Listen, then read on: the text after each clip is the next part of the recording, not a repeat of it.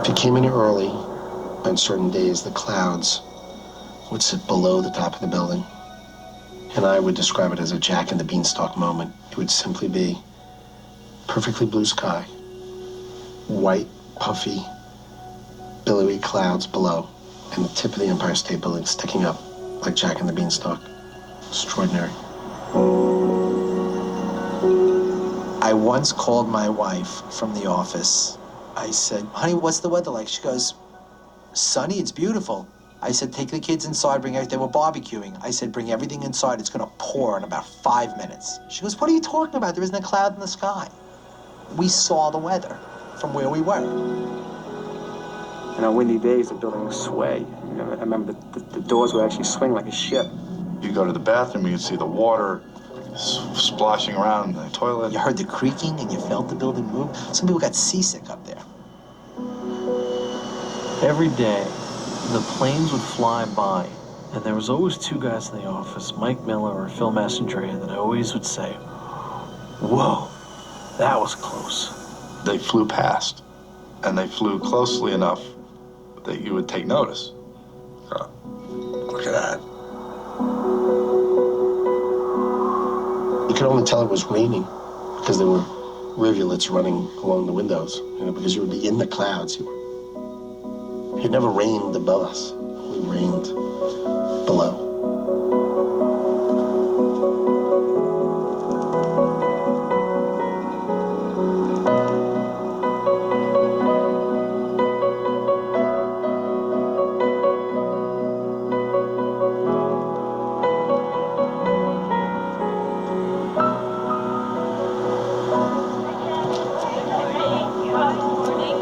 September 11th was the first day of my son Kyle's kindergarten.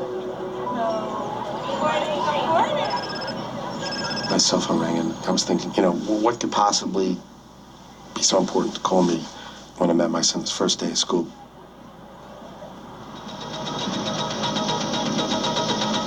I ran down the stairs and I got in the car. He said, we have to get there. I started following fire trucks because they had the lights and sirens on and get through traffic, and I just tailed them going downtown. And I just started saying, let's just get there. You know, maybe they got out of there. They know how to get out of there. Let's just get there. Let's just get there. And I'm calling him, and you know, I'm looking up, and he keeps saying it's really bad. He keeps just saying it's really bad. It's really bad. The person who answered the phone on the trading floor at Cantor Fitzgerald, located near the top of the World Trade Center, said, we're blanking dying when asked what was happening, and hung up. There was screaming and yelling in the background, and a follow-up call was not answered.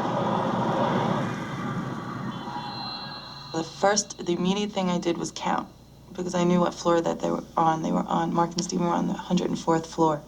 I remember looking at the clock, and it'd see 9 o'clock, it turns 9:01. I dialed Stephen on his cell phone, and he picks up. And I go, Steve, it's Greg. He's like, Greg? I go, yeah, I can hear you. Steve, are you okay? He goes, Greg, as soon as that, everyone watched the second plane bang in.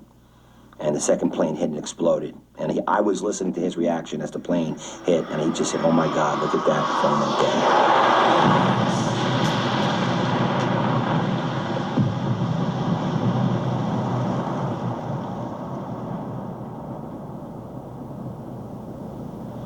Now I'm at the building, so I'm just start grabbing people. Floor yarn, floor yarn, floor yarn. I grabbed someone with floor yarn, shake them. They said they were on the 92nd floor, and that's when we started hearing this huge creaking sound, and that coupled with a jet engine. Someone screamed out, here comes another one. And I assumed that it was a third jet coming in low to wipe us out on the ground. I look back over my shoulder, and there's a tornado coming towards me. It's as high as the sky. And it's a black tornado rolling towards me. I'm rolled up, and I'm waiting for impact. And I'm just waiting to die. I'm waiting. I'm saying, when's it gonna come? When's it gonna come? Then I'm thinking, shit. I was uptown. I was fine. I was alive. Now I'm gonna die. Son of a bitch, I'm gonna die. I can't believe I'm gonna die. This is a bitch, I'm gonna die.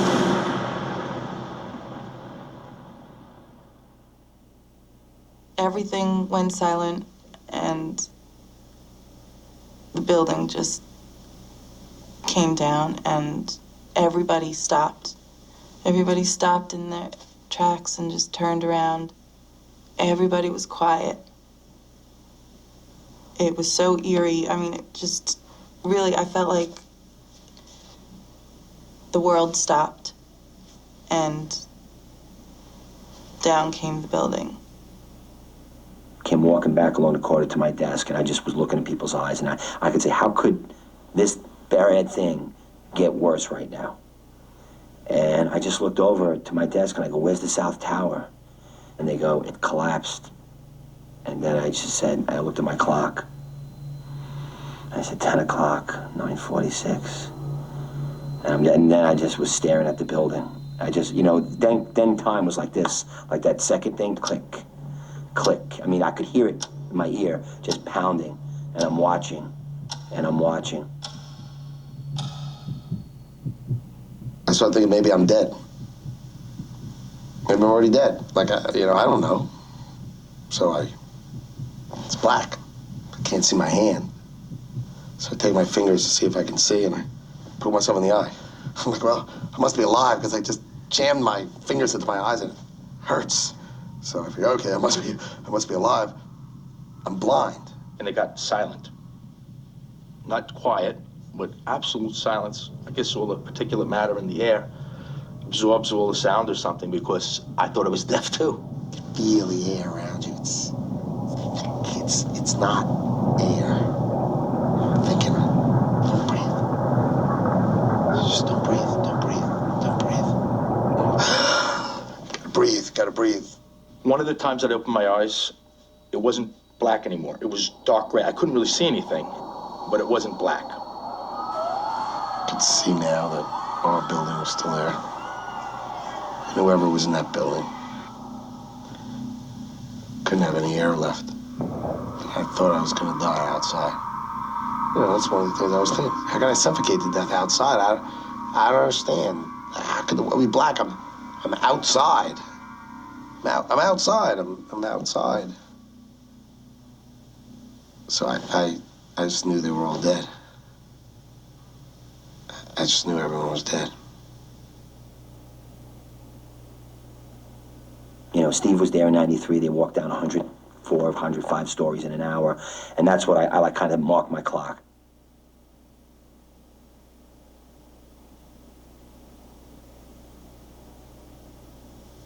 I just kept thinking they're gonna, walk down the stairs. I think it takes like an hour. They'll be out in an hour.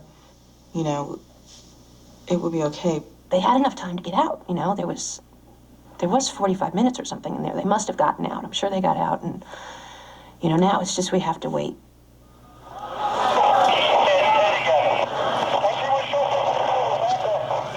Jimmy gets me to just aims me and says, come on, just walk. Just walk. So we start walking, and then we're just walking uptown.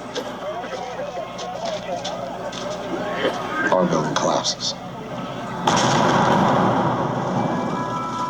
We hear the huge roar and rumble.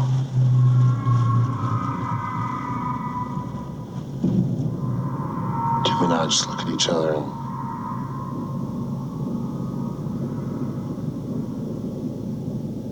and we didn't turn around and look at it and sort of gasp and say, oh my God.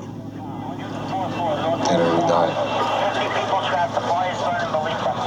So the building had no connection to me anymore.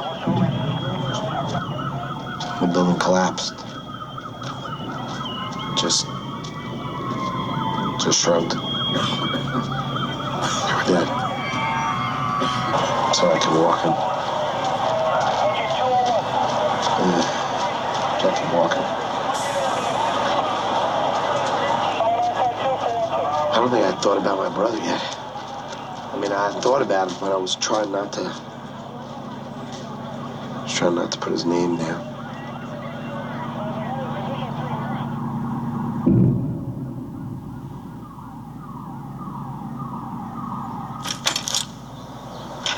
We took out lawn chairs and sat in the driveway. waiting for Danny to pull up. And we sat there, and people brought us Valiums and stuff because, we were just like... And I kept looking for him on TV, saying, oh, he's going to come out. I'm going to see him with ashes all over, but he's going to survive. He'll be out there. Gabrielle's cleaning the room downstairs because Stephen's going to need a place to recover because he's going to be, so she's just scrubbing, like rubbing the skin off her hands, just scrubbing. People were just in denial. Anything you did didn't work. But you couldn't sit still.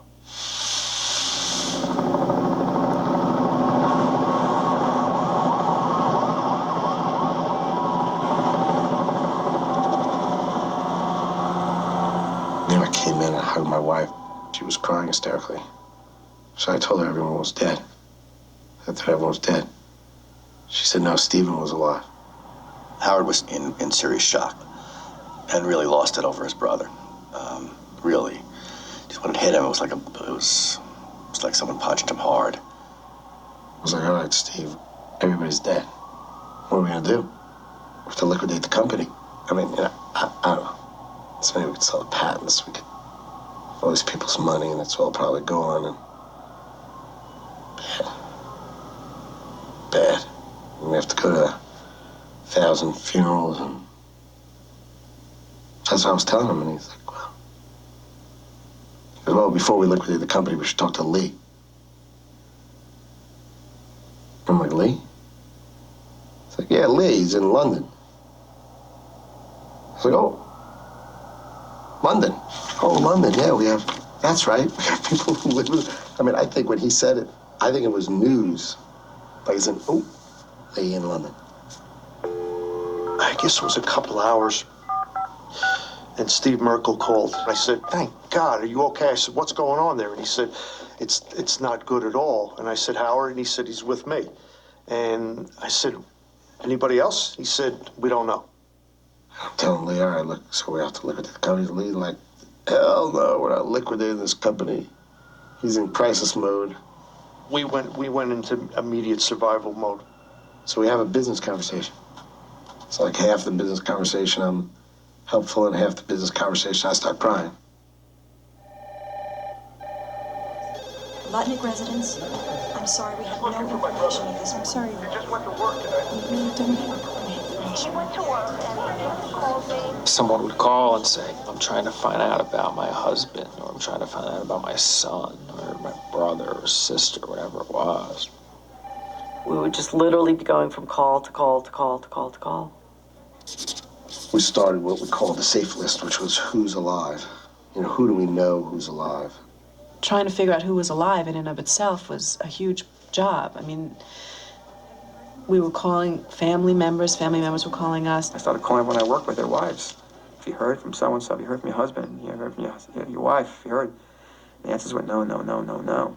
And then I started calling people in other departments, and the answers were no, no, no, and I stopped calling after about 20 calls. It was just, it was like the answers were consistent.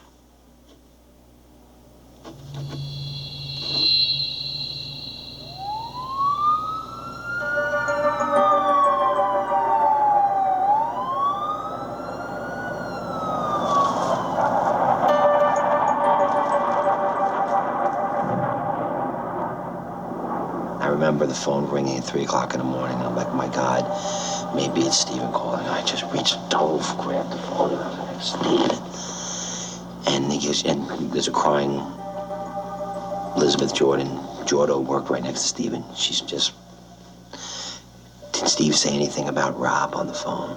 Did he say he was okay? No one knew then. People suspected, but we were still hoping upon hope. 2 o'clock in the morning and start dialing hospitals, just one after the other, saying there has to be a mistake, he has to be in there. I remember being so afraid.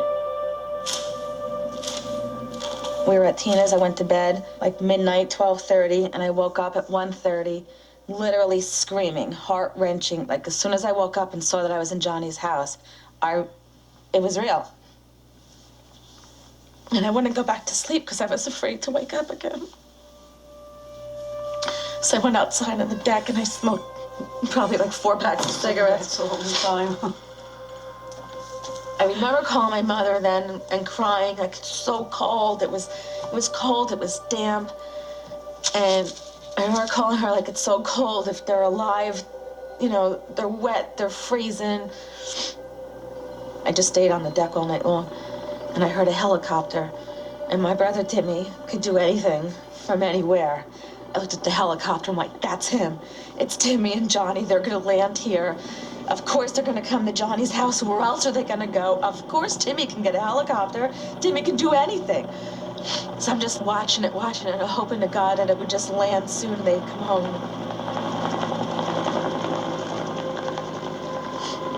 Obviously it never landed. I bargained all night with God. I'm like, earlier that year I had medical catastrophe that ended up in my having a colostomy bag.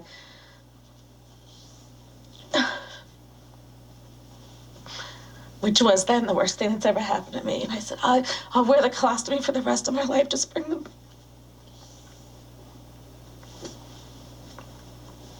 Then I thought I was being greedy.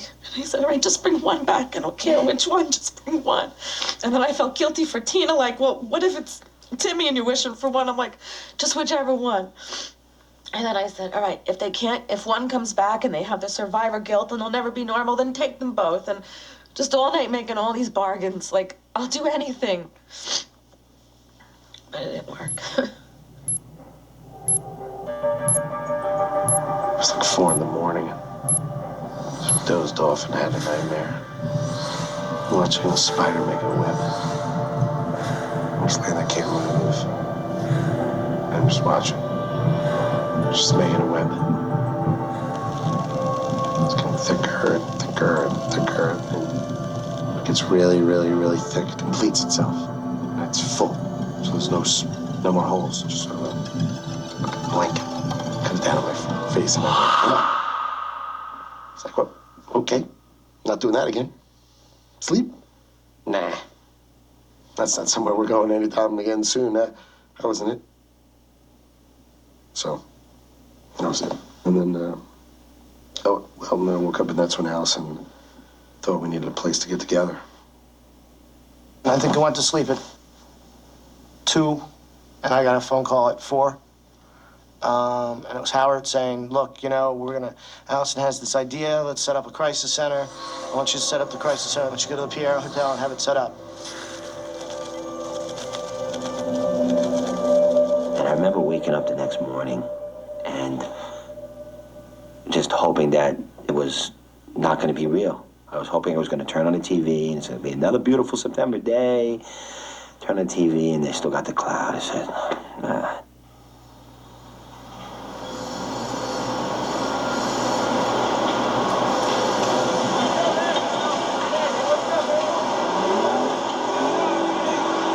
Reporter Steve Castabon. Steve? Well, Ralph, all over our area, people are asking what has become of their unaccounted for loved ones and friends, myself included. When I returned to my apartment building last night after spending 10 hours in a disaster zone, I learned that the woman who lives beneath me never returned home. This morning, another neighbor told me she called that woman's cell phone immediately after the plane crashed into one of the towers. Someone on the 105th floor at Cantor and Fitzgerald answered the call. I called her cell phone to see that she was okay because I thought that she hadn't yet gotten to work. And the cell phone, someone, opened the line, didn't say hello. I just heard a lot of screaming, people screaming, please help us, we're stuck here. We're on the 105th floor, we can't get out. Then the line went dead. She watched moments later in disbelief as one by one the Twin Towers collapsed to the ground. We have no idea what has become of our neighbor and friend. We wonder, is she buried alive beneath the rubble? Did she get out of the building before the collapse? Or did she perish? It's horrible. The time is now 8:30 a.m. Welcome to the Bond Market Association conference call. The call will now begin.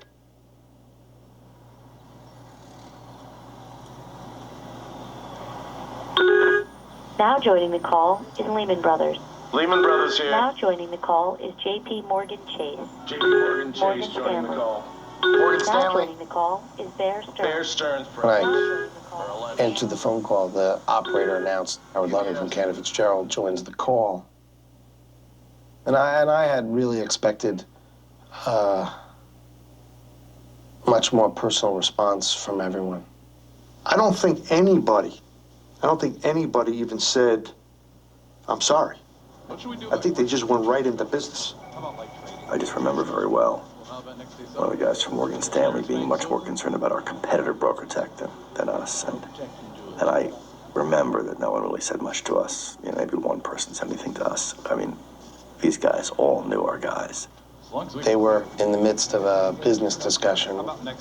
There was already an agenda about opening the market, and it had been set without regard for our ability to open or not. Then we're decided. We'll open the bond market. We're opening in 24 hours. They just made a decision. They said, okay, BrokerTech can open, which was our main competitor. We should open the bond markets, which was on the 13th. Thursday. Okay. They could easily have opened another day later. It was crazy. The city was frozen. They could have opened on the Monday. It wouldn't make any difference. Let's open tomorrow. I don't think there was any reason to open on Thursday as opposed to Monday, other than the tremendous push by our competitor, who saw this as a great opportunity to profit from the events of September 11th. We're decided. Yep, let's get it open. Agreed. Okay, good to go. It was a pretty tough call, you know, and then Howard got on the phone with me afterwards and said, what do you think? I said, well, what do I think? So one thing we could do, we got to do it. We got to be ready. We got to be open. If we weren't up and running, then I guess we'd be out of business, and that would be that.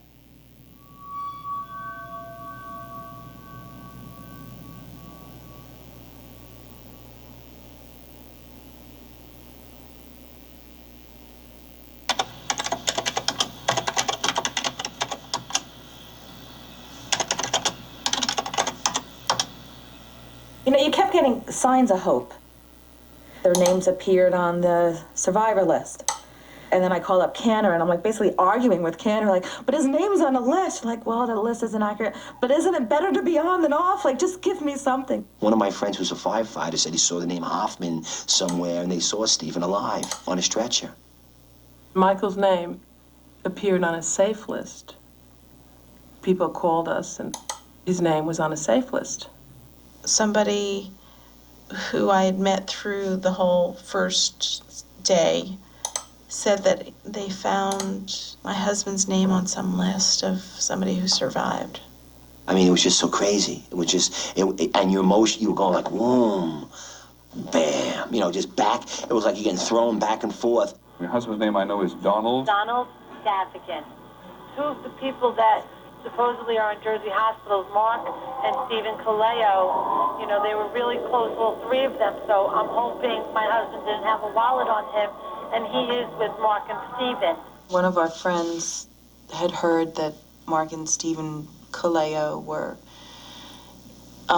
in a hospital in New Jersey, and that 90 Cantor people were in the burn unit in New Jersey. So this went on like Channel 7 News. One was up as critically injured, and the other one was up as, just injured, so we thought they were alive. My sister-in-law and I completely hugged each other. I remember us rolling on the floor, like we couldn't believe they were alive. You know, they're alive, that's okay. My mom was so upset that Mark, I think, was in critical condition. I was like, he'll be fine, they're alive, it's okay. I just remember sitting at the desk. We were all had a suite, so it was all different rooms. We were all just sitting at desks calling. We just thought that they were alive. You know, we had all these people, all our friends and family, just dialing hospitals for hours.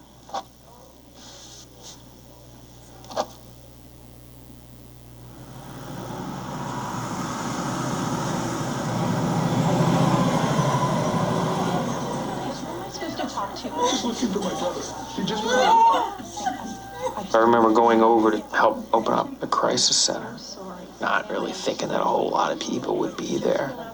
The crowd just sort of grew and grew and grew, and then the place was just mobbed.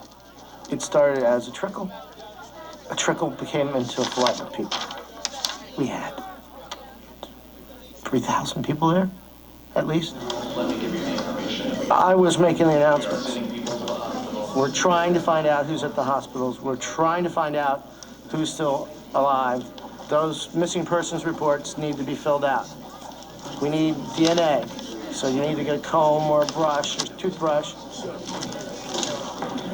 Originally, people sort of showed up hoping that there'd be some indication that their loved one was alive. People would ask you, well, you worked there, were you there that day? And then all of a sudden you're telling your story over and over, and they get a glimmer of hope, and they think, oh, you were upstairs, so you made it down. I go, no, I didn't make it down. I was down already. So I had to actually modify my story, actually, white lie, that way they wouldn't get that glimmer of hope in their eyes. You'd see it every time. You were upstairs, and maybe some people did make it. You've got to help us. People were getting angry. The crowd had gotten upset. They were like, why aren't we hiring forklifts and cranes to go down and lift up the... And I'm trying to answer the questions, which, it's the authorities are doing that. Someone wanted some information, and nobody had the information. He just started yelling at us, saying, you people, you don't know what you're doing. Nobody can give me any information. He just got really, really hostile and angry. So I got a call from Kent about 4 o'clock. He says, you gotta come back to their, Why can't you help him? No! It's like a riot. You gotta come over. We were trying to get all the information, and people were like, well, how many exits were there in the building? And I'm like, well, I think there were 3 exits. And why aren't you doing more? Why aren't you down there? Just tell me what you're gonna do! I knew it! Down there! It was so loud in the room. Then I spoke. They were able to hear me. And I could hear them. I could talk to the people in that room because of Gary. I knew it was Gary. And I'm just me. I didn't have anything I could give them. Have any information I could tell them. I didn't have any news. No one had told me anything in the hospital. So I talked. I didn't have anything to say.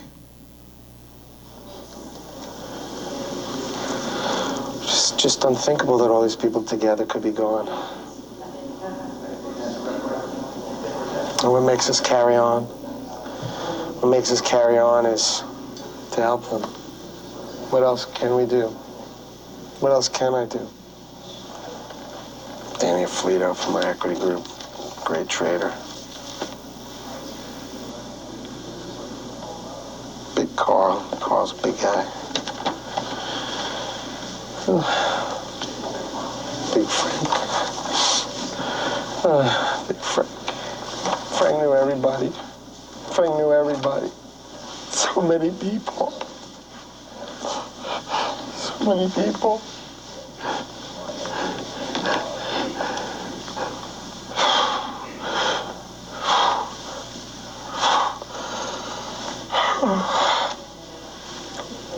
Hi, Jeff. Jeff Levine from my equity group. I think I'm getting dizzy.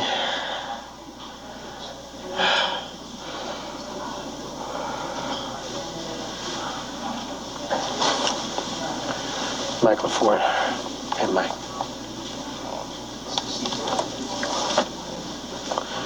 So many people missing from this, too. Timmy Coughlin, Steve Roach. 700 people.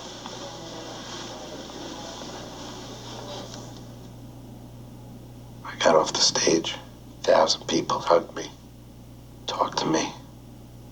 I left with more energy. That's what's going to help me carry through till tomorrow.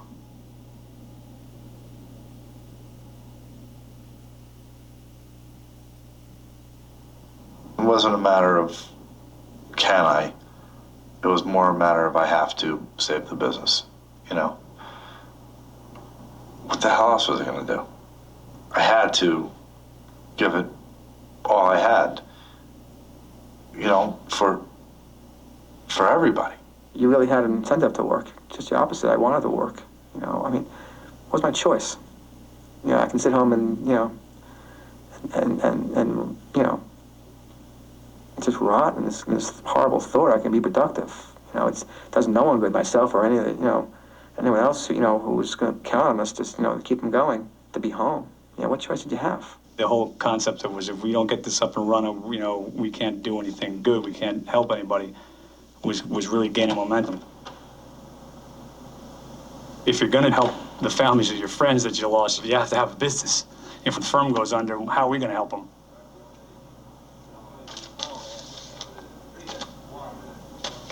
Sitting at my dining room table. All right, let's see what we've got. You know, what's the plan? What are we gonna do? It's totally insane. We sat down at Howard's house with, you know, a number of his surviving executives. The first thing we did was went over each department, you know, who's with us still. It was bizarre. There were departments that were cleaned out. Everyone was on the desk that day, everyone cleaned out. 25 people work on a desk. 24 of them were killed, and one guy happened to be lucky because he was at a Monday night football game in Denver the night before. But at the trading desk, we lost 135 of the 140. The only one was out of the equity department office. You go to a department of 60, 70 guys, and you have 3 or 4 names left, and unfortunately, you're sitting there. What do we do? Like it's a conversation no one will ever have in their life, and no one should. Okay. Go down the list. First time I'm really going down the list with my eyes open. Just division after division after division. Mortgage backs, everybody's dead. Business after business. Got no choice. Just have no choice.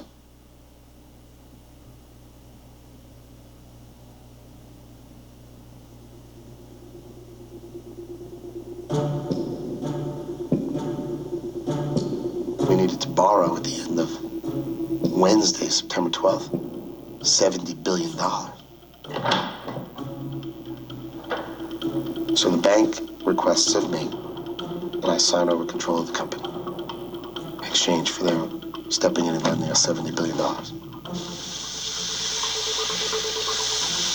Stephen's there, and he discusses with him some of the terms of this document, and so he brings me the document. He goes, this is the worst document I've ever seen in my life. You sign your name on the bottom of this. They own the company. You have no rights. I go, what do you think? He goes, I think you should sign it, because it's that way anyway.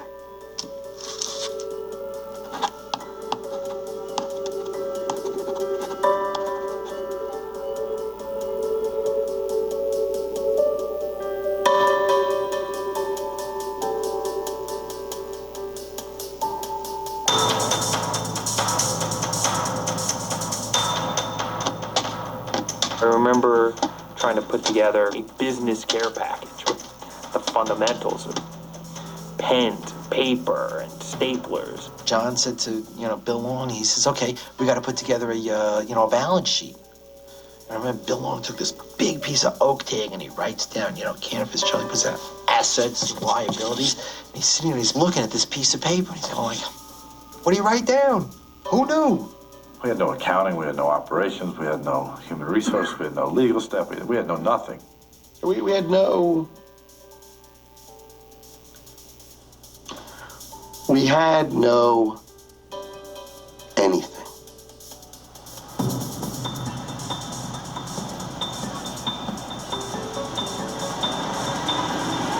We had a crash course in teaching people how to clear U.S. treasuries in London at night.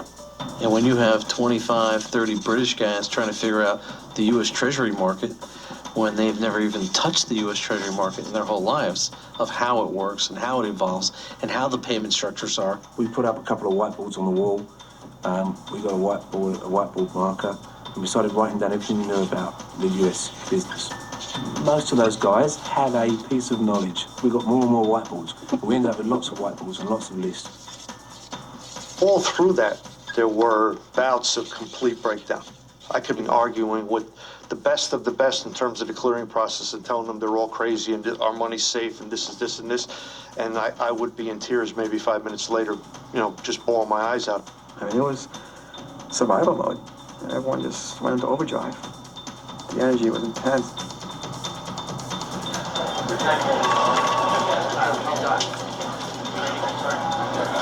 makeshift desks, makeshift workstations, whatever PCs we can find, whatever workstations we can get from various places, and we kind of just slapped them all together so we can get people working.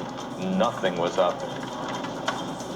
That was all black. I mean, it was turned off, no computers inside of it, and it was like rolling out everything all at the same day.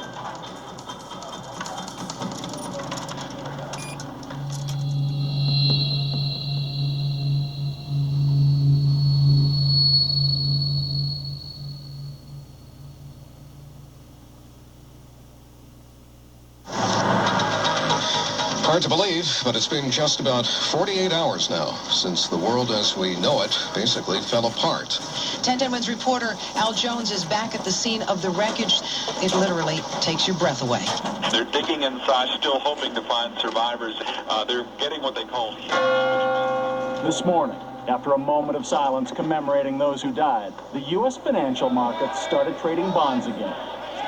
When the markets open on Thursday, September the 13th, the screens in every bank flicker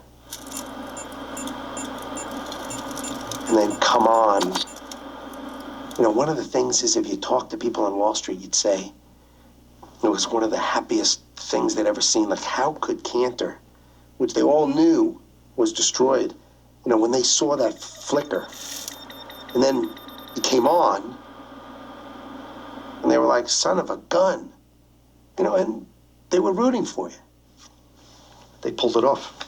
You know, they pulled it off. It's a miracle. I mean, literally, to get connected, to keep the trades in the order of flow. I don't think there was a person around that thought that we would turn the switch on September the 13th. I remember the emotion in that room was enormous. I mean, some people were pretty tired and upset, but it was a big plus for us to see the trade start taking through. There was a cheer, and then the cheer was off in like 8 seconds, because then it was total silence, and everybody realized that it's not the time and the place to be cheering. Some of the first people I saw on this trading floor this morning were the Cantor Fitz futures guys, Steve Lauren, Wes Traynor, just to name a few. It's just unbelievably courageous that these were some of the first people on this trading floor.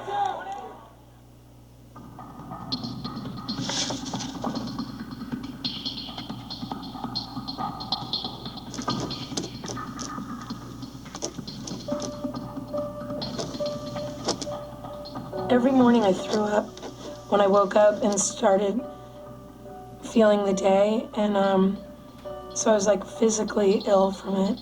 I couldn't take a shower by myself. Like, I would have my sister stand outside the door because I just couldn't be alone with my thoughts for a second. CNN was on in my room 24 hours a day. That was the last time I saw my husband or had any connection to him, was on this news channel.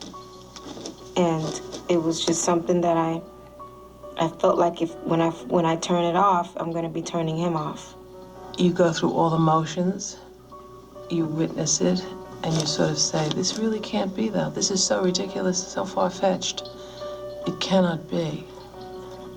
It is too removed, it is too unreal to really be.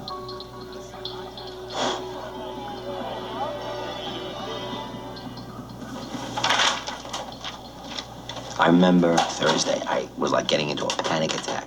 I was like, had a fix. I needed to have, the pictures, I was like, I remember throwing them down on the table. I needed to watch him move. I was just going through videotapes and putting them in. Guys, where are you going? We're going to Disney World. We're going to turn up the volume, boys and girls.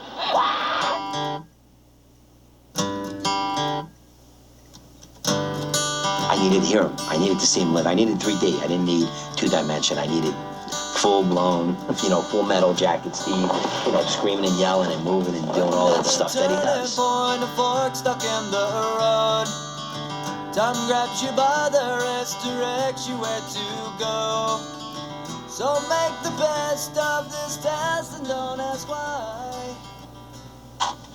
I remember thinking, I do not know a day of my life without my brothers in it. I'm the baby. I was born into 2 brothers. I don't have a life before Timmy and Johnny. They knew more about me than my mom does. They knew secrets my mom doesn't know, and nobody else knows what they know. My whole life history was in them.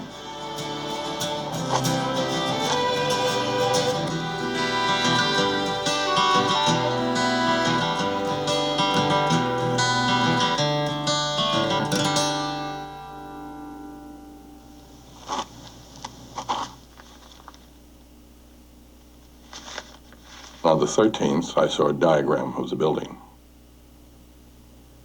They went through timelines about how long it would take to get down. I went through that over and over again. I refined it. I tried to be realistic about it. And every time I did, I came to the conclusion that it was possible for them to have gotten out. But they had no way to get out. And they had no way for anyone to get to them, to get them out. And that's unforgivable.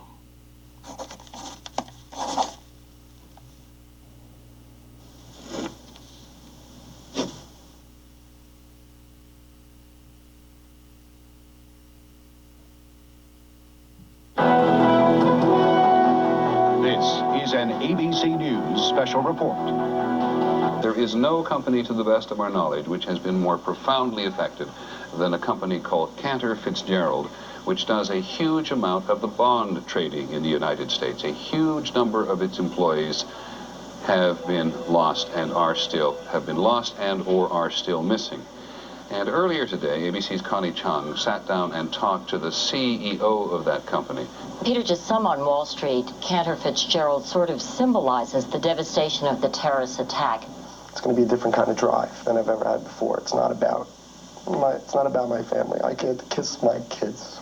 I get to kiss my kids tonight. But other people don't get to kiss their kids. And I just have to help them.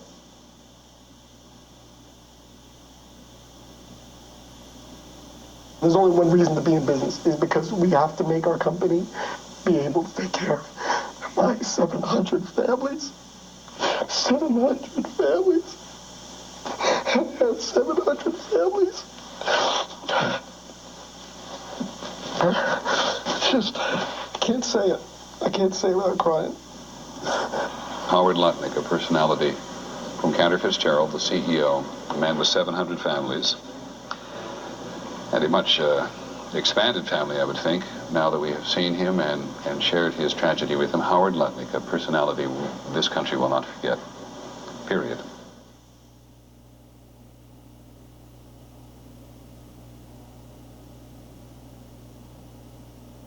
That's how Howard was thrust into the nation's spotlight and consciousness in the worst of ways. Just the worst of ways.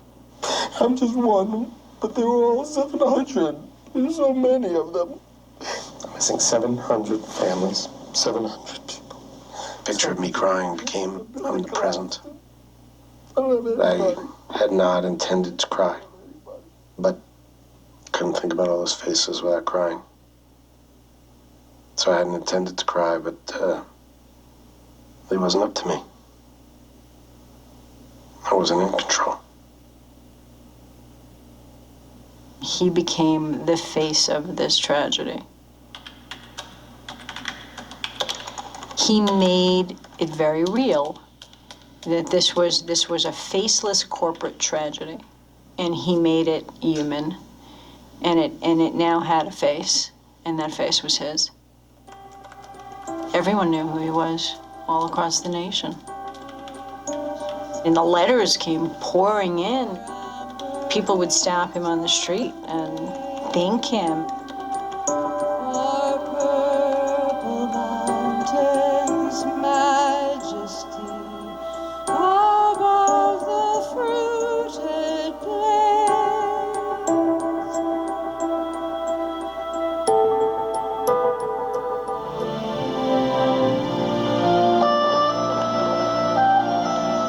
I was devastated this morning before we came on. I was sitting downstairs watching a tape of, and you may have seen it, the president of Cantor Fitzgerald, the CEO. I saw it. Oh my goodness. Yeah, I saw it. Oh my goodness. I saw it.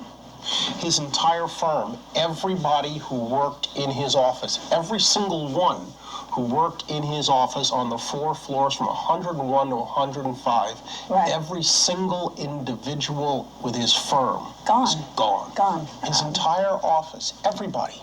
Everybody.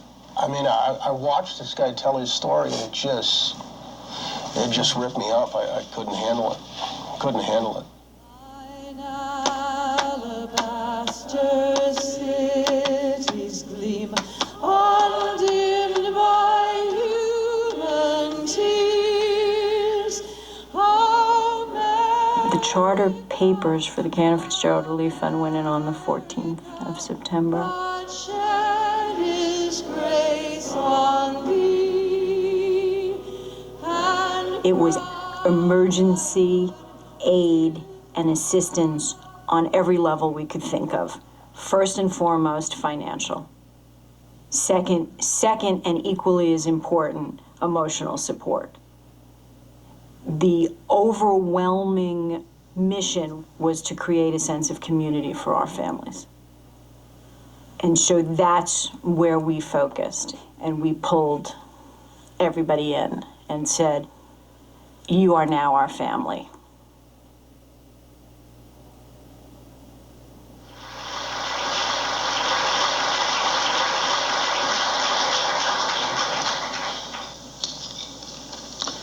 I thought maybe I would tell you a little story, maybe a little personal. When I was 16, my mother passed away of cancer. And so I started Haverford College, as Tom said, on the advice of my father, who was a professor of history. It so happens that I didn't know it at the time, but when I started Haverford, my father had lung cancer, but he hadn't told me. And so I entered college for my first week, and through complications through his chemotherapy, which was experimental at the time, he went in for his second chemotherapy shot, and he died on the table that day.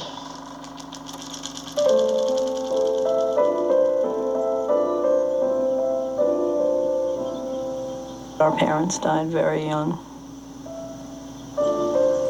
The three of us had nobody but each other from the time that, I was 19.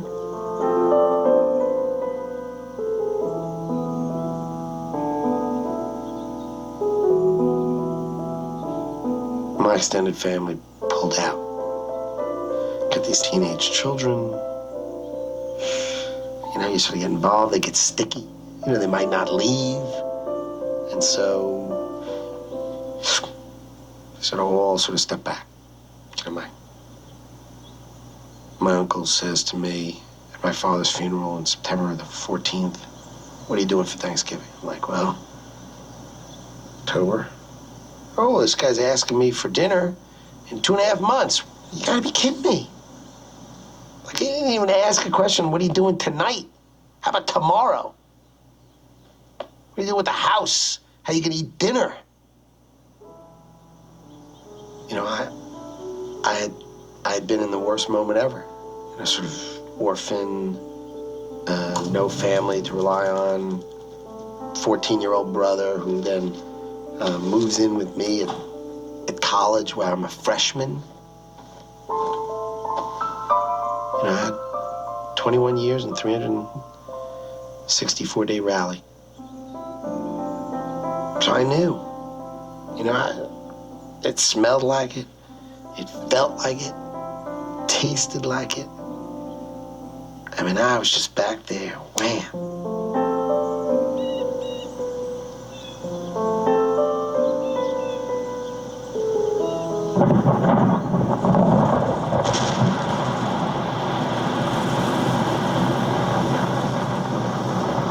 I never thought that I was responsible for their deaths, but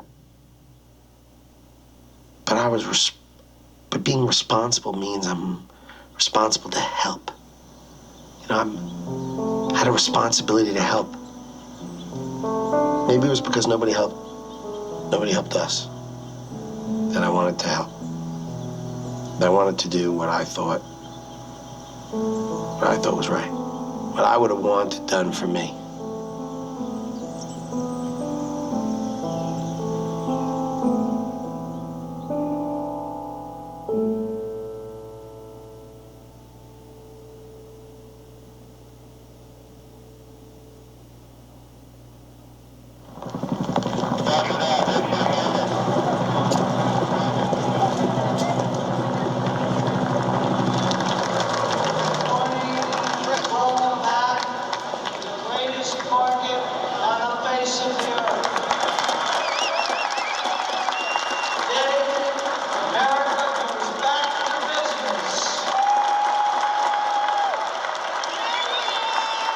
Our heroes will now open the marketplace, the green button.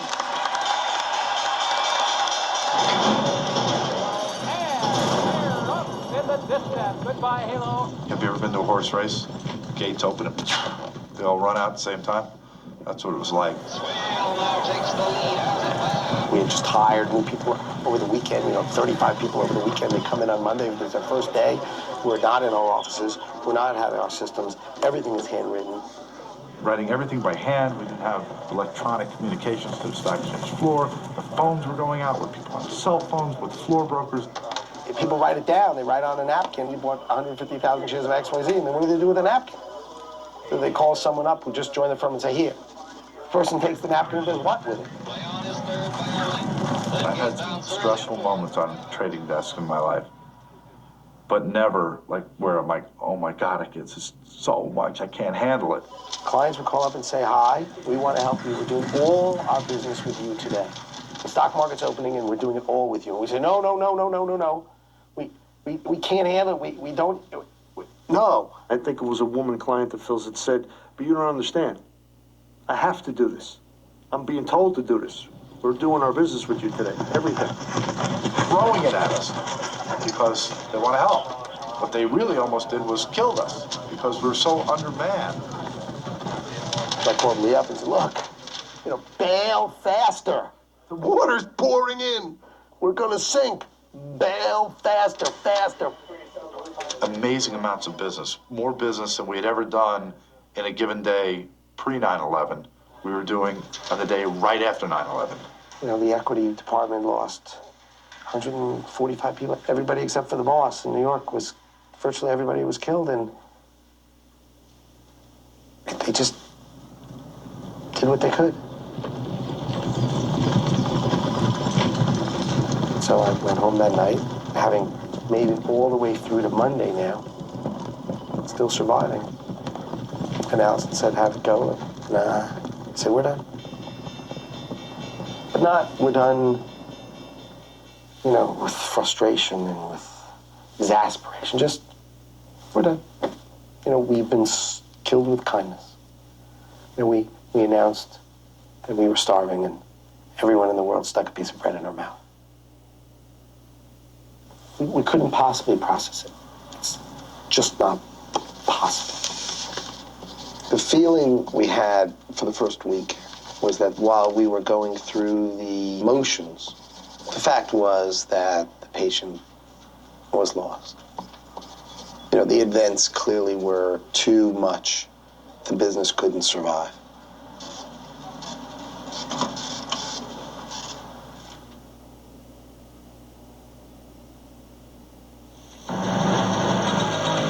Families of those who worked at the World Trade Center refused to give up hope. One man, George Katsimakidis, has told me that he will never give up. He's hanging on to a thread of a report that a pregnant woman worked with a man named John, who was George's brother, that man had a long last name, and somehow George believes this will lead him to his brother. I've gone to the crisis center that Cantor Fitzgerald set up. I plan on going back again today. I can't give up.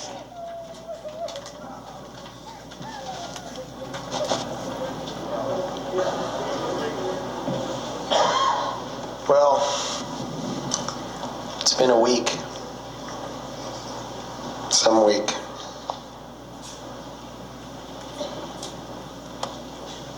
I keep expecting this to be something like the Wizard of Oz, where I'll wake up and it's And it's a dream. It's a terrible dream. It's a tough dream, but it's one that'll go away. I can tell you what's new. I've heard the fire department say that there still remain caverns beneath the Trade Center. So there is still a possibility of hope for those of you who want to consider that a possibility. Someone asked, will we get a paycheck? The answer is, if they're not alive on the 30th, I doubt we'll be able to pay them. The question was, could we survive and pay them any longer? And I didn't think we could. People were still holding out hope that, somebody, that their loved one might be alive. And it was for the deliverance of the message that, your loved one's dead.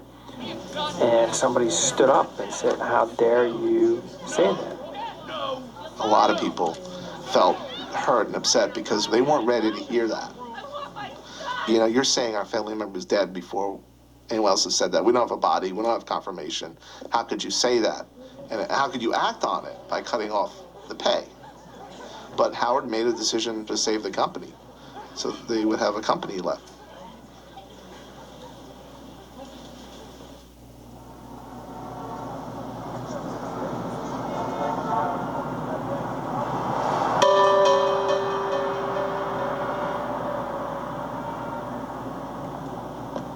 Wednesday, I'm at the bank, waiting for the computer to collect all of the pieces of Cantor's exposure and bring it all back together and say what it is.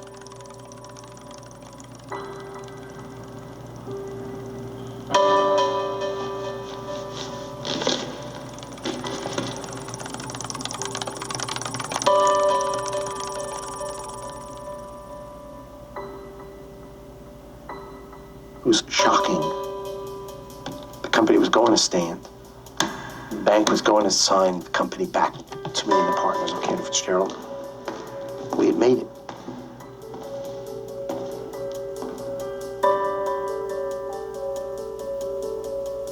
So then I went back to my house.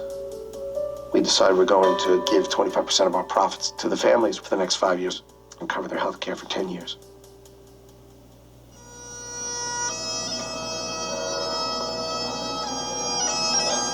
And then I went to Joe Shea's funeral. There's a picture of Joe. Right above it was his brother Danny. I started crying. I couldn't stop crying. I started hyperventilating. Walked down to the church, sat on the stairs. Sitting there crying and heaving and just water's pouring down my face. Amy comes up to me, pats me on the shoulder and says, Howard, well, we've got to go. I've arranged for you to be on Larry King to talk about what we're doing for the families in 15 minutes. This is CNN. How is your firm going to deal with all these families and the like? Can Americans help you in any way? Well, I'll tell you how we decided to deal with it. My partners and I, we talked about it, and we've decided that what we're going to do is we're going to give 25% of the profits of the company to the families of the victims to try to take care of them so they stay part of our family and that we can try to take care of them with our company. Because, you see, they call me and they say, how come you can't pay my salary? Why can't you pay my husband's salary? Other companies pay their salary. Why can't you?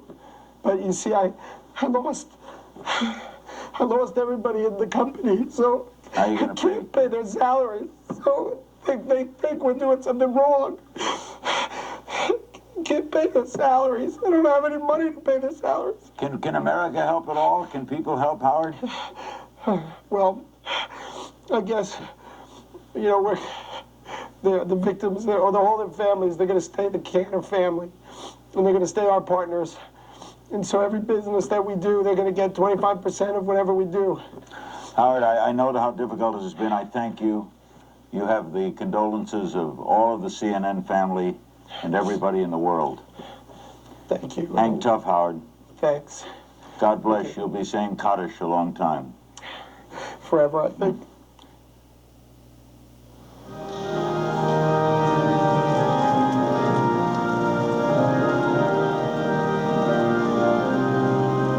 I remember calling the Monsignor in my parish,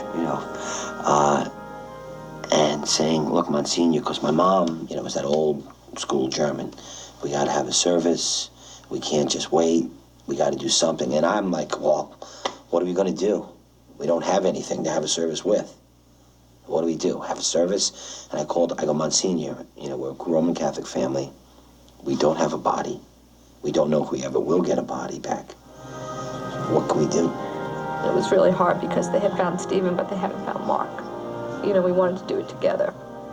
But it was also hard for my in-laws because they didn't want to do anything.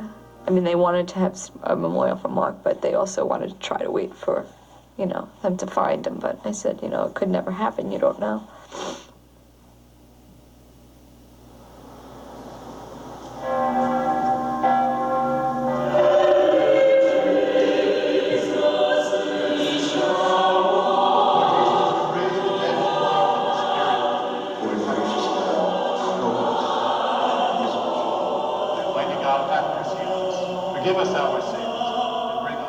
The sheer number of the memorials was unbelievable.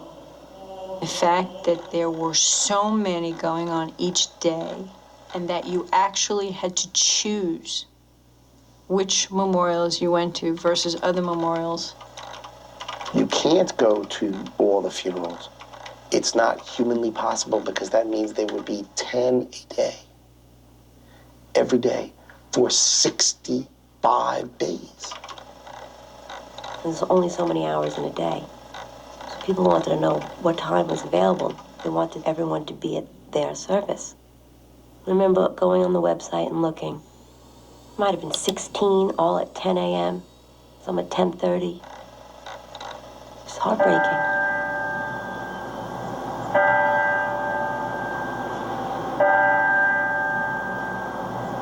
Stu Fraser's brother-in-law died, and his memorial was the same time as my roommate in college's brother.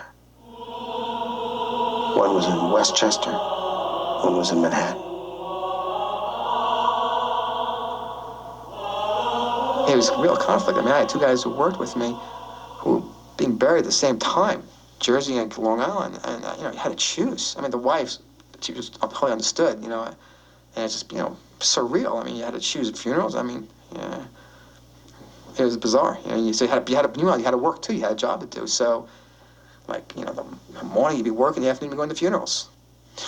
It's crazy. There's one in Long Island who was a guy who was a really good friend of yours, and one in Connecticut at the same time. And you can't go with both of them, So, you're sitting there trying to decide whose funeral am I going to go to? Going from one to the next, to the point where I know the Eucharist by heart. I know all the memorial services, Irish Catholic, Roman Catholic, Protestant, Jewish. I was an expert. By the end of the next month, I can sing every hymn at the church. There have been too many funerals. More than a lifetime's worth already.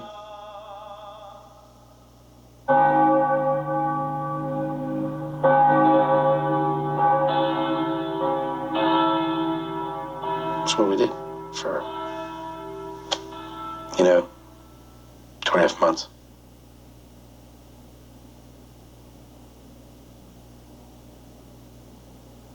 I had people come up to me after, and various times, and after the memorial service, oh, you're such a strong person. That's because they didn't see me dissolving. Strong? I wasn't strong. I was falling apart. Everything became so inconsequential. Part of what happened that day is it doesn't matter. Let's face it, how focused can you be when your raison d'etre is, who cares? Whose mantra is that?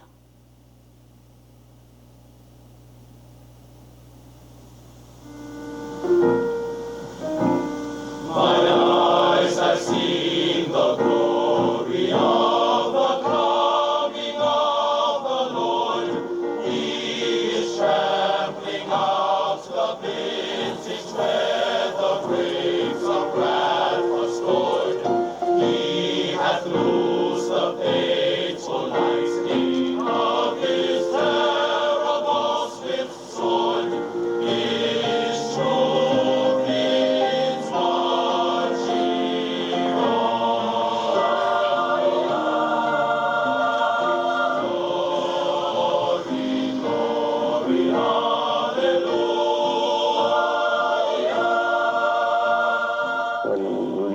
came to speak at our first memorial, he comes up to me and goes, who are all these people? I mean, he had expected he was speaking at a memorial, but he had no sense that what could possibly have 5,000 people there.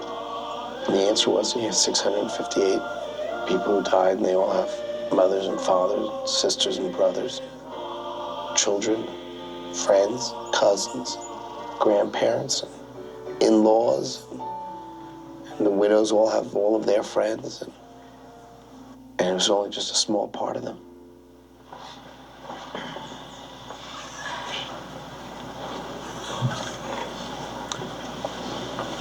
You know, in these past 3 weeks,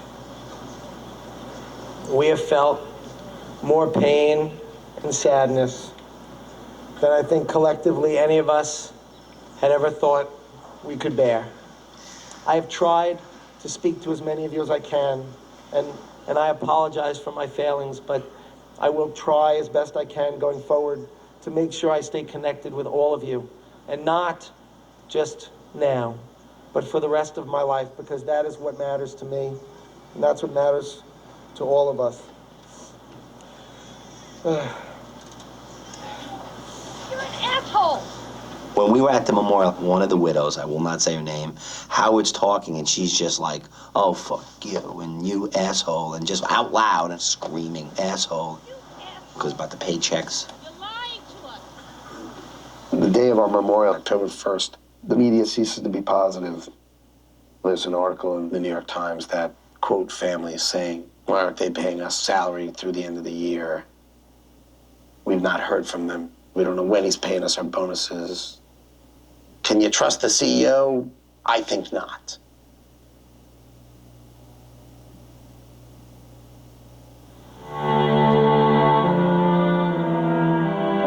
After the World Trade Center attack, Connie Chung brought you one of the most moving interviews. Howard Lutnick, the CEO of Cantor Fitzgerald, sobbing on national television. It had been almost a month since Howard Lutnick's pain and anguish transfixed a nation.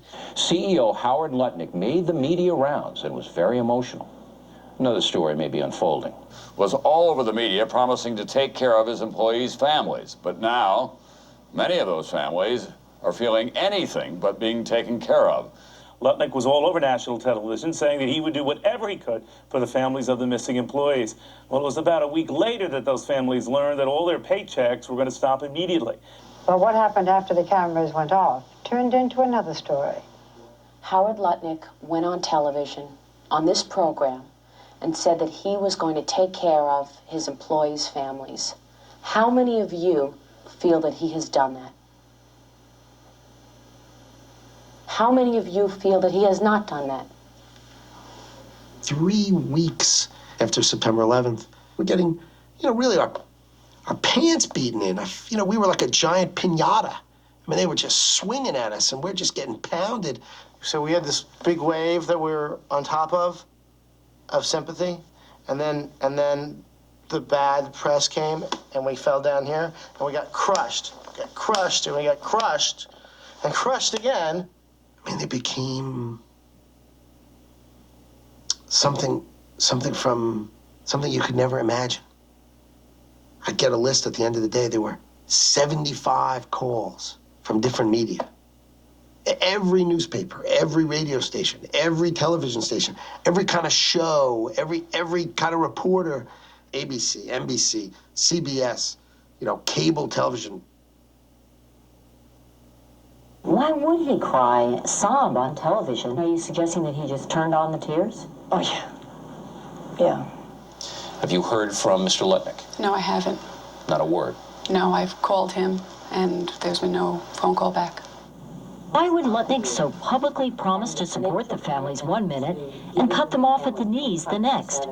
Wall Street watchers say that's the cutthroat Howard Lutnick they know. But I'm the saddest person in the world that they chose to be with me. Not the caring and generous CEO portrayed on television. It was like a sound. It was like a vacuum sound that started with the New York Times article, and then sort of this sensational news magazine journalist just taking from us all the support that we had had as people just ran for the hills because we must be bad people. We were not an organization that could be embraced with open arms after that, because it looked like we weren't clean. There were some women, and believe me, I'm not giving anybody a hard time because God knows what they were going through. But they're going on television saying how they're not getting information, not getting help from this and that. Human resources can't call you because they're all dead. We don't have a human resources department. We don't have a corporate communications department. We don't have an accounting department to tell you what we think your husband's check was supposed to be for the quarter. We don't know. It was a horrible thing. And there was a lot of anger and suspicion and doubt. People were just scared. And they didn't know what the future held. They didn't know if they could count on Howard or count on Cantor. People needed to focus their anger in some direction, and Howard became a great foil for those people. Our business started evaporating. I was getting calls all night long from people in Chicago saying, my best customer's calling saying, what the heck is going on? Are you reneging? Has something happened? So you're getting the phone calls from the customers. Are you sure that, the money that you say you're going to give them, you're going to give them? Because I'm trying to help out my friend's family that I did business with for 10 years. Are you sure you're not going to screw them? The company was not strong enough to take that. So the company started tilting. And the business started dropping. I really was starting to lose faith that we would actually be able to take care of the families. The tide was turning, and it was turning hard against us. Lutnick owes the country an explanation, and until he shows up and gives it, he is questionable in my opinion. William Hudson from Portland, Oregon sent us this note: the callousness of Howard Lutnick made my blood boil. Tiffany Towers, Los Angeles. Bill, thank you for exposing Lutnick for what he is. I made a significant contribution to his fund. I will not be taken again by the likes of him. Bill O'Reilly got people to stop giving to the relief fund. I mean, people were calling the relief fund saying, can I have my money back? Howard Lutnick's not helping the families. They would call up and say, well, I want my money back. Well, it's like, well, that's nice. But which family would you like me to take your $50 from? Because after that, the checks, we'd already sent checks out. The hate letters started coming in to the office.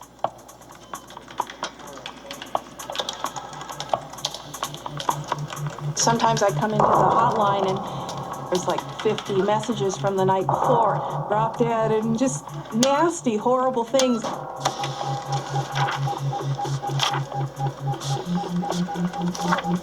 There would be faxes that came in that were just really awful. Yeah, like you should be ashamed of yourself and how dare you and you're disgusting. We started to get phone messages from this answering service. Howard, you should die in the next terrorist attack. And then the operator would write like all these little symbols for like curse words. And then she put in parentheses, sorry, but I can't write out these bad words. The man was cursing at Howard. The way the people attacked him was just phenomenal. And, and it was him. No one else. They didn't attack Lee. They didn't attack me. They didn't attack, Stephen. They didn't attack any of us. It was all Howard. I was getting poems written that I should be killed. The next plane that crashes should hit my house. People threatening to do harm to my family. Lots of threats on me personally, saying you're the most disgusting human being on earth. I turned to Howard and I said, we have to change our number, and we need to get new door locks, and we need window guards on all the windows, change every lock, child guard gates put on all of the windows in the basement, and I was making my house like a prison. My wife was freaked out to go outside. She was afraid. We stopped using the front door of our home, only go at the back, only have someone check to make sure no one was outside first. I mean, we were scared.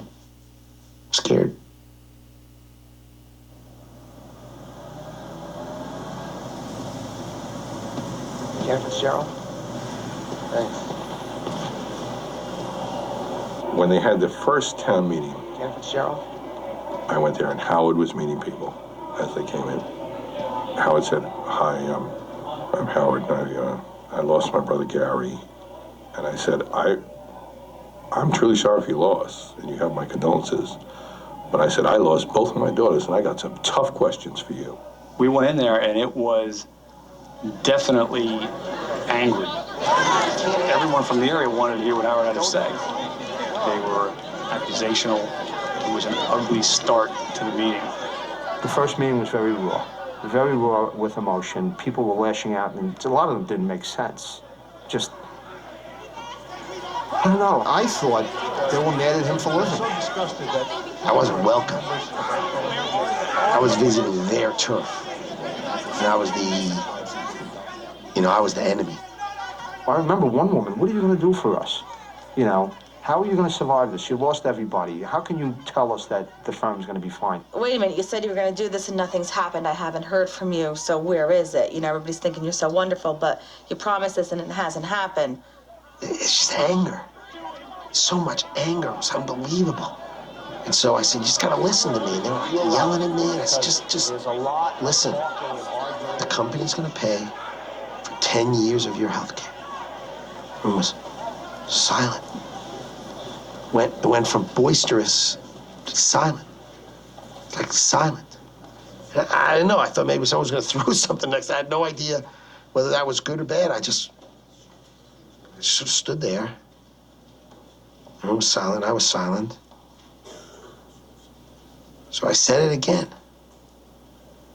And then one woman stood up and started clapping. And everybody started clapping. And I guess it just dawned on them at that time that I actually wasn't out to hurt them. Don't know if I can wait. And then we talked. And I started by saying, that I'm going to stay here until there's no more questions to answer. And when there's no more questions, then I'll leave. But I'm not leaving until I'm the last person standing. And I listened to him. And I heard a man who broke down in his voice, who was frustrated and trying to do something, and this is what he could do. I later realized he promised too much too soon. He was too fast. He didn't have time to follow through. And I think also, I don't know about the other people, but that was like October. You're grieving, You're not thinking logically. So then I start doing this in every town. I go to Long Island, and I have it in Manhattan, and I have it in Staten Island. I do it in North Jersey, and South Jersey, and Queens, and Connecticut. And we're doing it in churches, and we're doing it in schools. See, that's different. The next thing that happened was, I said, I'll come back. And I don't think the people in these towns ever thought I was coming back. And 2 weeks later, I came back again. And we went through it again. And then the next set of meetings, and by the time you come back the third time, you get a lot of converts. And then you get people talking to other people in the community saying, you should go. And you say, why would I go listen? And they say, you should go. And so the process began. And that Cantor Fitzgerald was moving forward with these families. We feel like we have a family with us and behind us. Thank you. What can I say? It's my honor. Appreciate it. Okay, my thanks very much for all your efforts. Thanks. Thanks a lot.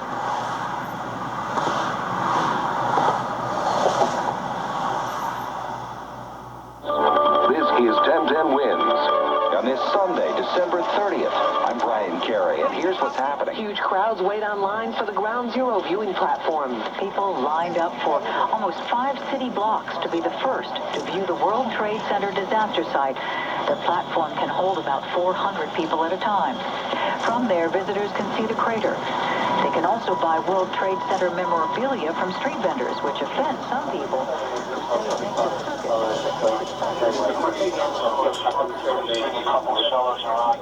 This could be a mailroom, if you come in off the street. Where you can find a desk is where you work. So there's no such thing as this department is in here. There's 8 departments in here.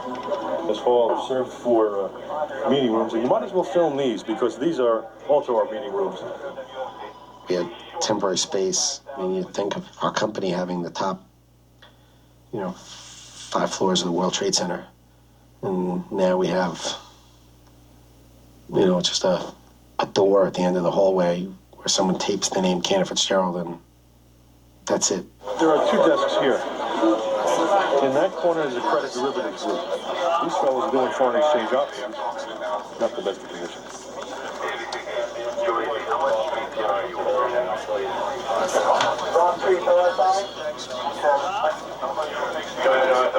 In response to a 50-cent offset bid for 50. Hey Doug, I'll take 5 on the TCS side, but I'm going to put 89 with the commission. Settlement 50 and 45 and continue to work on it. People often ask us, how are things at Cantor now, or what's it like? It's a hard question to answer. It's not normal because the situation is just not normal. And so while the rest of the country moves on and we move on, it's just always going to be there. And that's just the way it's always going to be.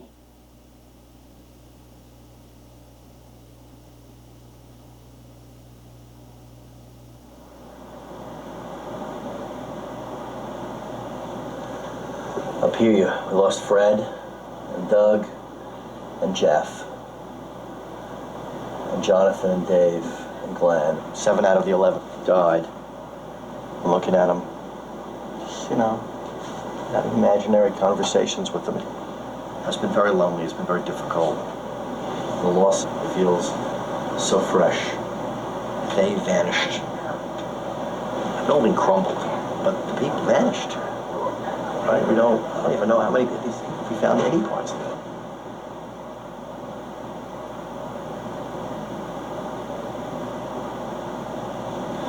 I dream about these guys sometimes. Just it comes up for me.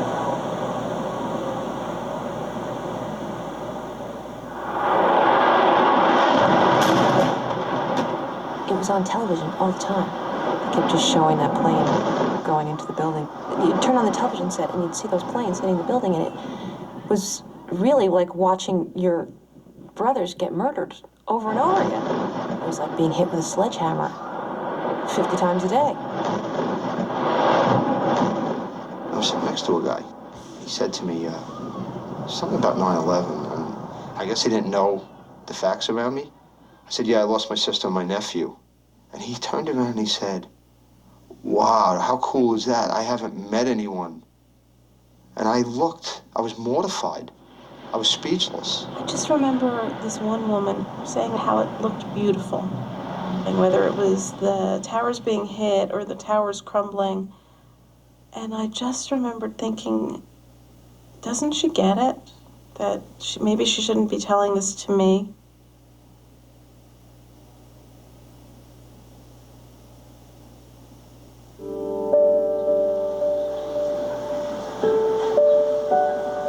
It was 1 year ago today, September 11th, 2001.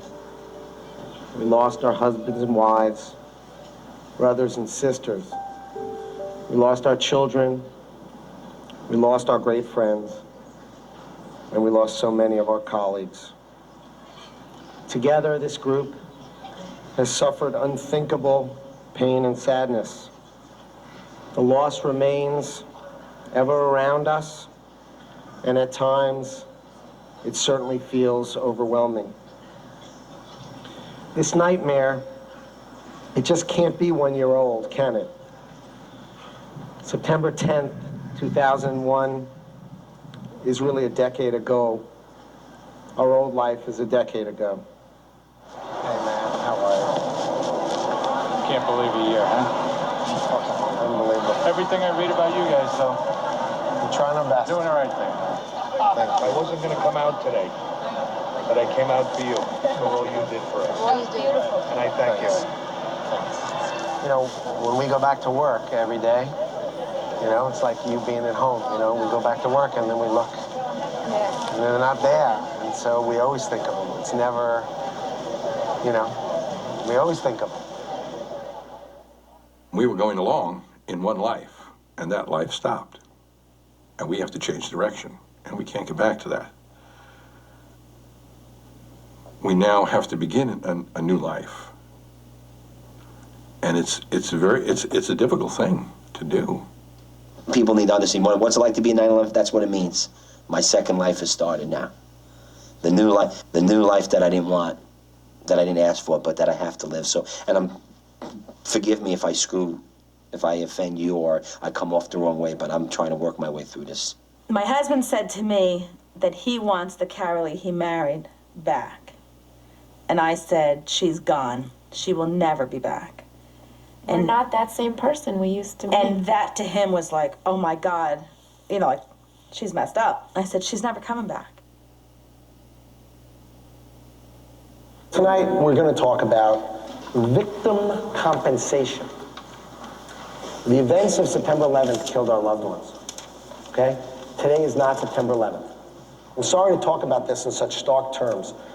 Our loved ones would have wanted, if they had to die, God forbid they had to die, they would have all said, if I have to die, I want to take care of you.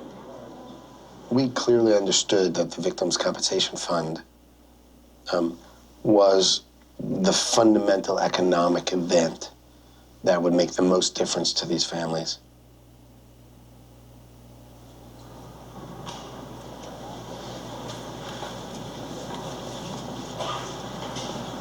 Here's one of Ken Feinberg's favorites. My job is to value life.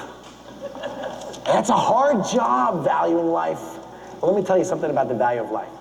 My brother's life was infinitely valuable, but no more so than yours, or your husband's, or your son's, or your son's, or your fiance's. They each and every one were perfect and infinitely priceless and valuable for their life. The Victims' Compensation Fund was a topic that those 658 voices could speak as one and needed to speak as one. It was the most important thing we were doing, and that's why it drove us. And it drove us. But what's important is that you guys learn the language to push back. Because when he says I'm valuing life, he's supposed to stand up and say, that is bull. That's not for us to do. But we can value earnings. Then now this is not a tough thing. This is called a four-letter word, math. This is called math.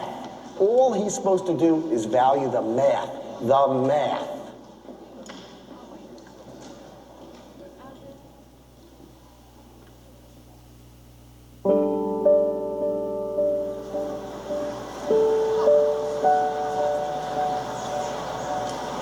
On September 11th, 2001, I was 9 months pregnant with my daughter, Danielle. And now, the dreaded September 11th, 2003 is here upon us. It is strange how, on one hand, time has stood still, and on the other, it forges ahead. The way I measure time is how fast my children are growing.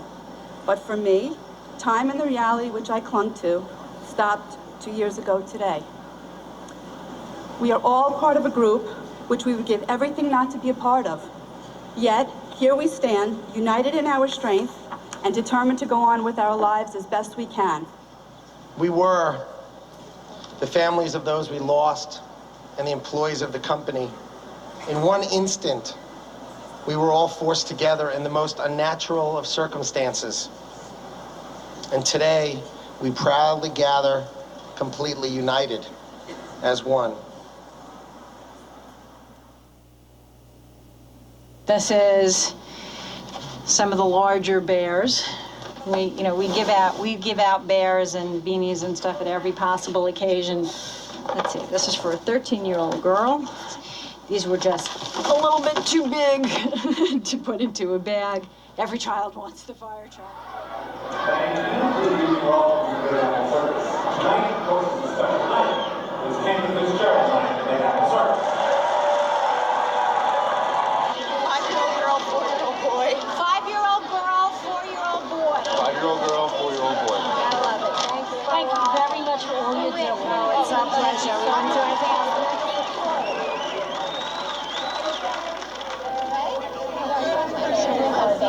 Which is down here to the left, and you're going to be at table 41. Good. How are you? Thank you for being so so nice. It was not our trouble. My concern is to fight for those things that are fundamentally important to the families. Hi, I met George Jones. I remember. Did I ever think that this would turn from emotional and financial support for my families to political advocacy on behalf of our families? No. Never. I'm Edie Lutnick. I'm with Cantor Fitzgerald, the Cantor Fitzgerald Relief Fund. My phone rang off the hook today from family members absolutely aghast at the concept of there being a separate memorial for policemen and firemen who lost their lives. And I am here predominantly because so many family members requested that I show up tonight and say that. The families have asked consistently and repeatedly and have not wavered from the fact that they do not want any vehicular traffic running across the site. None of you have vehicular traffic across your loved ones' gravesites. This is where they lost their lives. This is where the remains were found. To these family members, this is in fact sacred ground, so don't make it a place that these families do not want to come. The premise that Ground Zero should be about anything but 9/11 is so absurd. This is America's 9/11 memorial. What are we doing?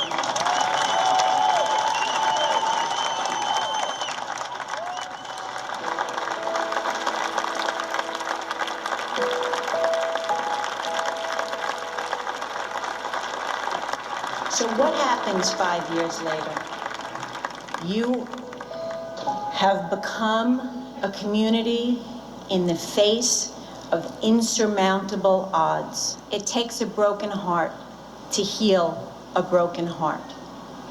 And together we work to heal that heart. Thank you all for being part of the Cantor family. Somewhere over the last 5 years, things changed. When I would go to the mother's lunch, to any of our gatherings, when I'd see a friend of yours on the street and they pat me on the shoulder and say thank you, something changed. You became the extraordinary team taking care of us. And for that, I am eternally grateful. I don't think the Howard of today is the same Howard of yesterday. He's a hard-nosed businessman, yes, but he had to deal with a lot of adversity. And what he tried to do out of the adversity was the best he could by the family. But thank you, treat me such good. So what's the complaint? He's done everything that he said he would do. I don't have any complaints at all.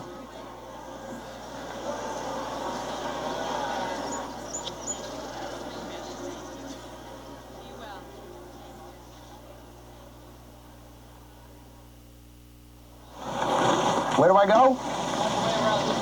That way. Hi, guys. The original design was for the absence of vertical structure. That you wanted, because you were inverting the verticality of the buildings into the void of the pools. So the waterfall became the downward motion rather than the upward thrust of the buildings. The design really demands is that water trickle down both sides. So it's to suggest tiers. So it's like this? Yes. I mean, it's just a... It would be like this.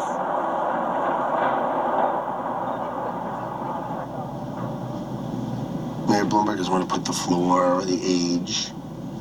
Obviously, our view would be we would have wanted more information about each person to make them more human, rather than just a name as in a name. You know, who is Timothy O'Brien, to know how old he was. Why the names are not as listed with age, and why they don't denote where they worked.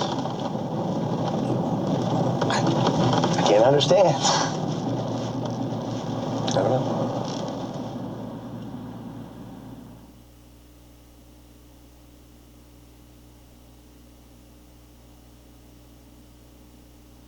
listing these names as if they have no meaning other than as a number is not appropriate.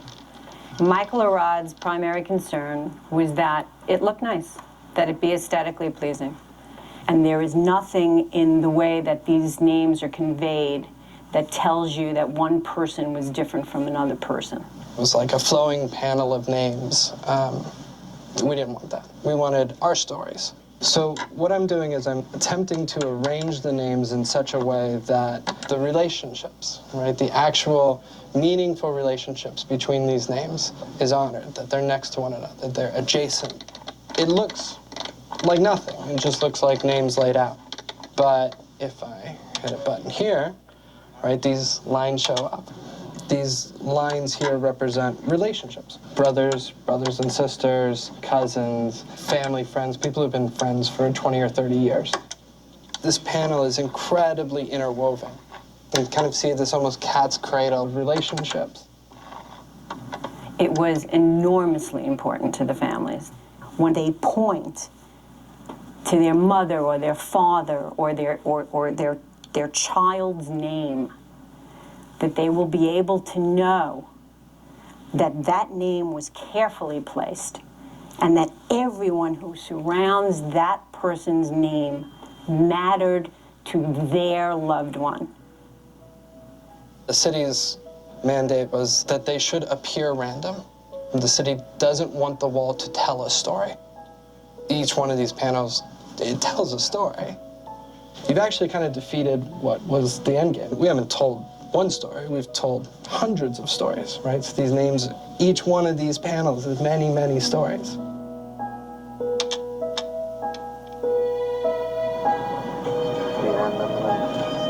About time. Danny comes down to the bottom line. Joe goes over. And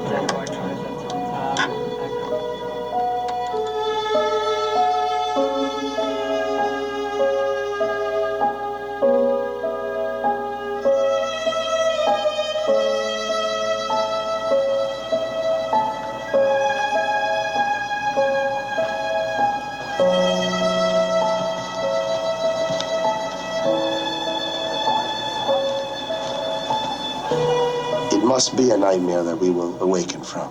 Something will come and I'll wake up and they'll all be standing over me and I'll say, boy, that was some bump in the head, but I know when that day will be, it's not yet, but when I die, that's when it'll be. They'll all be there and they'll say, heck of a dream, wasn't it?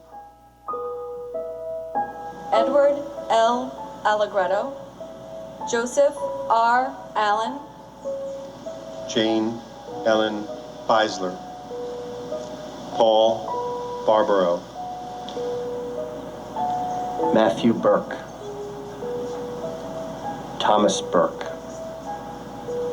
Mark J. Coleo, Stephen J. Coleo. When I hear people talking about how they're going on vacation with their family or they're even just if they're going over to their brother's house for the night, I don't show it at all, but inside something happens. My stomach, right away, I go there for a second like, oh my God, that used to be me. Joanne Cregan, Helen P. Crossan, Dennis Edwards, Lisa Egan, Samantha Egan. Denial will never, ever leave you. If you are directly affected by this, will never leave you because you will always, in the course of a day, think that this could not have happened. This is not real. This could not have happened.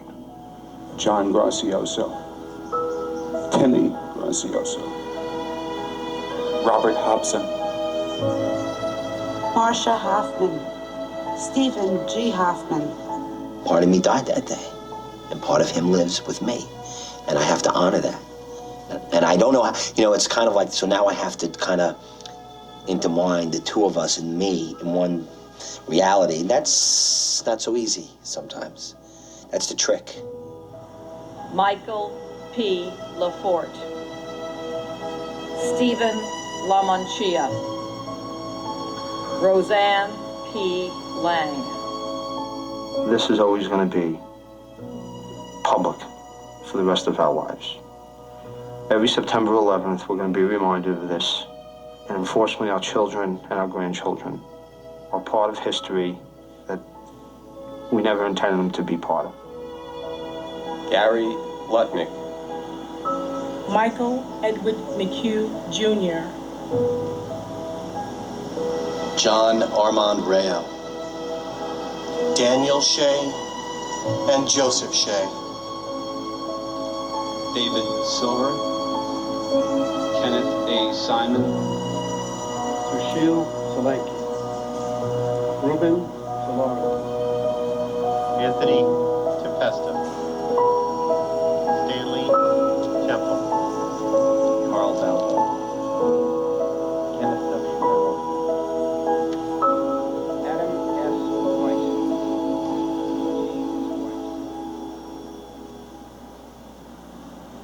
Douglas B. Gardner.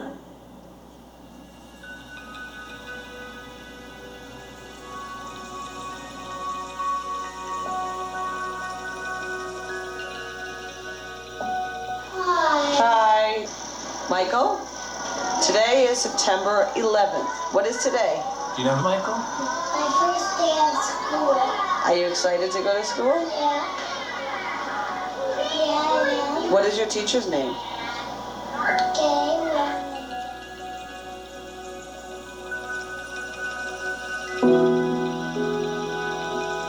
Hi, Julia.